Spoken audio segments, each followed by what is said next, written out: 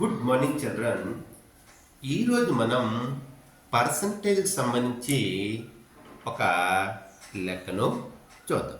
ఇది చాలా సింపుల్ లెక్క.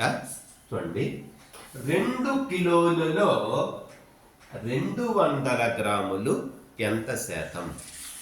ఏ 10%, బి 15%, సి 20%, డి 25%.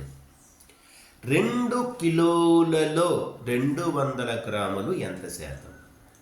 ఈ 2 కిలోలలో అన్నాడు కాబట్టి అది ఎప్పుడు కూడా దాన్ని డినామినేటర్గా వేసుకుంటారు. 2 కిలోలు బై ఈ 2 కిలోలలో 200 గ్రాములు అనేది ఈ విధంగా రాసుకుంటాం.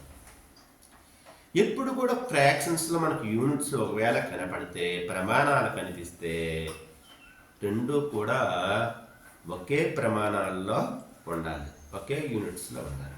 కానీ ఇక్కడ మీదటి గ్రాముల్లో ఉంది, కిందది కిలోలు, కేజీలు, కిలోగ్రాముల్లో ఉంది. మనం ఈ రెండింటిని ఒకదానిలోకి మార్చుకోవాలి. మనకు తెలుసు 1 కిలో ఈక్వల్ టు 1000 గ్రాములు. ఓకేనా? సో మరి 2 కిలోలు అంటే 2000 గ్రాములు అవుతుంది. సో 200 గ్రాములు బై 2000 గ్రాములు. ఇప్పుడు ప్రమాణాలు పోయాయి, ఈ 2 సున్నాలకి 2 సున్నాలు పోయాయి. ఇప్పుడు మనకి భిన్నం ఎంత వచ్చింది? 2/20. ఇది ఒక ఫ్రాక్షన్, ఇది ఒక భిన్నం. ఈ భిన్నాన్ని శాతంగా మార్చాలంటే 100 చేత మల్టిప్లై ఆర్ గుణకారం చెయ్యాలి.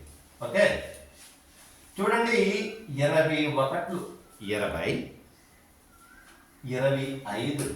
100, 2 5 10, 10% అన్నమాట.